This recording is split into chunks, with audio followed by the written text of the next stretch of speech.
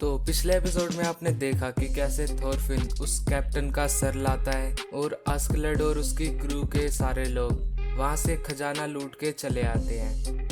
अब आगे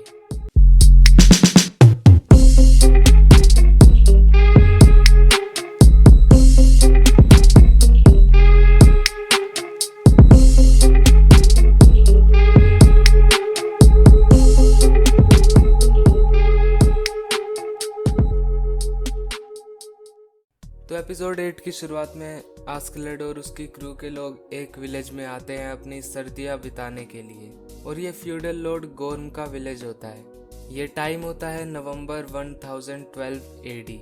जब आस्कलड और उसके सैनिक उस विलेज में आते हैं तो उस विलेज के लोग भी काफी एक्साइटेड हो जाते हैं, और यहीं पर एक बंदा कहता है कि मैं भी अगली बार आस्कलड के साथ जाऊंगा, और ये बात सुन के उसके दोस्त मजाक उड़ाते हैं उसका। और तभी पीछे से थोरफिन आ रहा होता है और वो उससे टकरा जाता है। वो बंदा कहता है, ओए माफी मांग।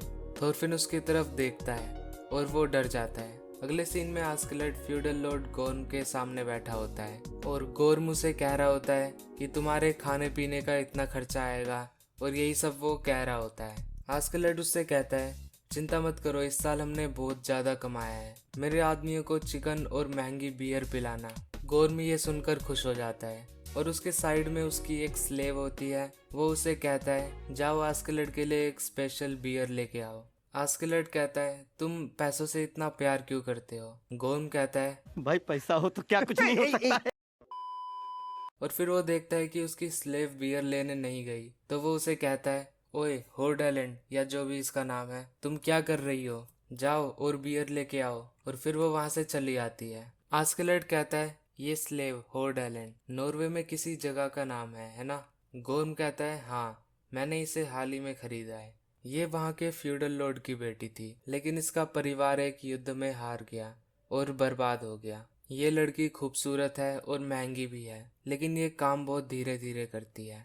और तभी आस्कलड देखता है थोरफिन को और गोर्म से कहता है कि खाने से पहले मैंने एक ड्यूल रखा है, और हाँ, ये गुलाम की गलती नहीं है कि वो बेकार है, तुम बस उसे सही से इस्तेमाल नहीं कर पा रहे।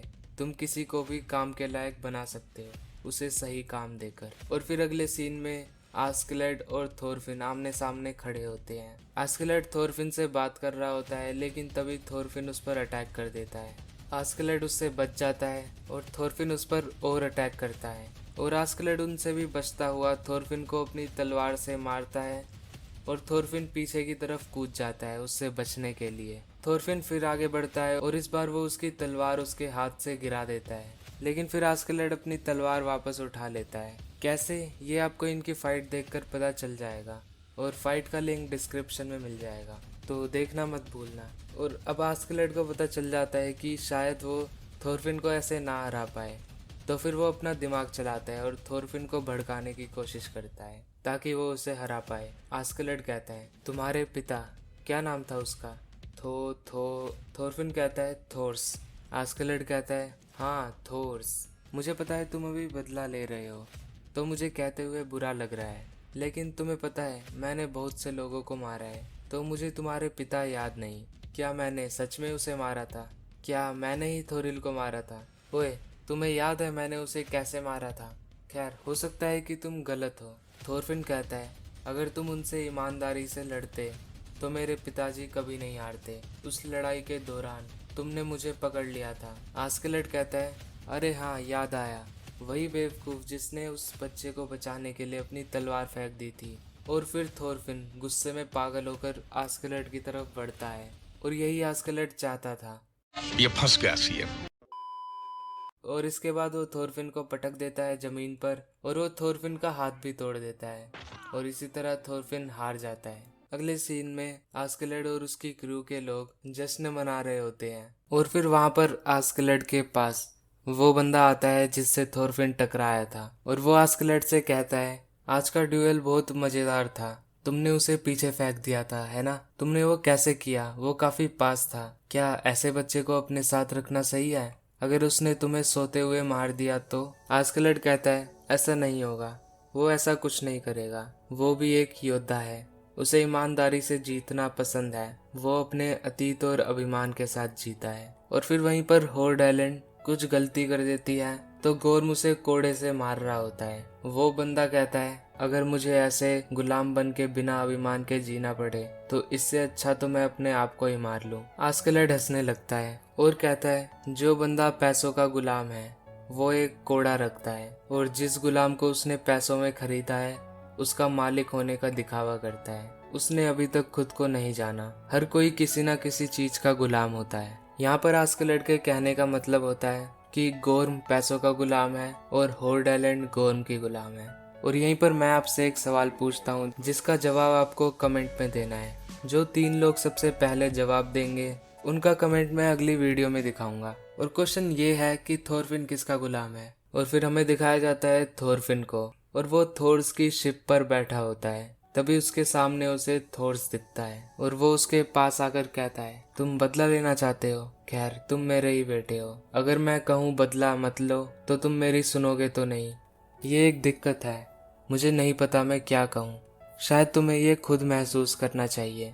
मैंने बताया था है ना, तुम्हारा कोई दुश्मन नहीं है। कोई किसी का दुश्मन नहीं होता। एक सच्चे योद्धा को तलवार की जरूरत नहीं पड़ती। और तभी थोरफिन अपना चाकू निकालता है और होर्ड आइलैंड पर अटैक करने ही वाला होता है, लेकिन वो रुक जाता है। होर्ड आइलैंड कहती है मास्टर गोर्म ने मुझे कहा तुम्हें कुछ खाना देने के लिए। और फिर अगले सीन में थोरफिन खाना खाने लगता है। होर्ड आइलैंड कहती है क्या तुम भी एक गुलाम हो क्योंकि तुम बाहर खाना खा रहे हो। थोरफिन कहता है मैं एक योद्धा हूँ, तुम्हारी तरह नहीं हूँ। मेरा जहाँ मन करे मैं वहाँ खा सकता हूँ। होर्ड आइलैंड कहती है लेकिन मैंने महसूस किया कि तुम मेरी तरह हो। थोरफिन कहता है मुझे नहीं पता एक गुलाम कैसा महसूस करता है। अगर मैं तुम्हारी जगह होता तो गोर्म को मारकर भाग जाता और जो कोई और भी मेरे रास्ते में आता मैं उसे भी मार देता।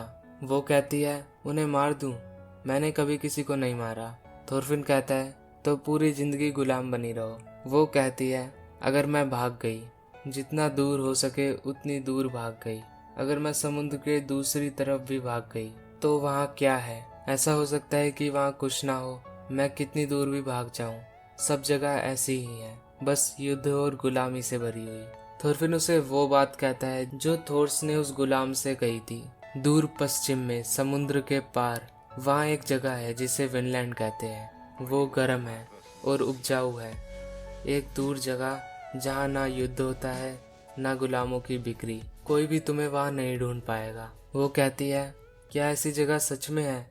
और फिर कहानी जाती है डेनमार्क में और ये टाइम होता है अगस्त 1013 एडी। और अब क्योंकि गर्मियाँ आ चुकी है तो इसीलिए डेनमार्क का राजा अपनी सेना के साथ इंग्लैंड पर हमला करने की तैयारी करता है। और वो फैसला करता है कि उसका बेटा कन्यूट भी उसके साथ जाएगा।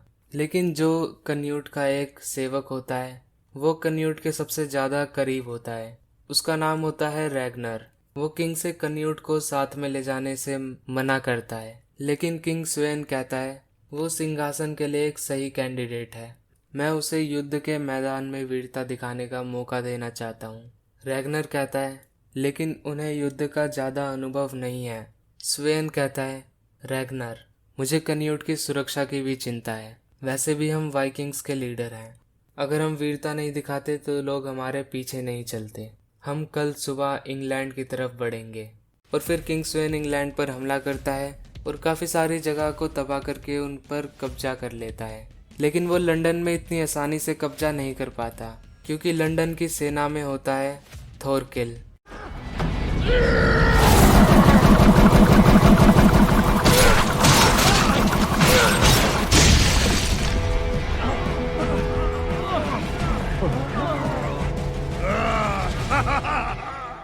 तो इस वीडियो को यहीं ख़त्म करते हैं। अगर आपको वीडियो पसंद आई हो तो लाइक करना। इस वीडियो का लाइक एम है ओनली 30 लाइक्स और 30 लाइक्स के बाद ही एपिसोड 9 आएगा। कमेंट करना आपको वीडियो कैसी लगी या कोई सजेशन हो तो वो भी कमेंट करना। बस आज के लिए इतना ही। मैं मिलता हूँ आपसे नेक्स्ट वीडियो में। Thanks for watching and good bye.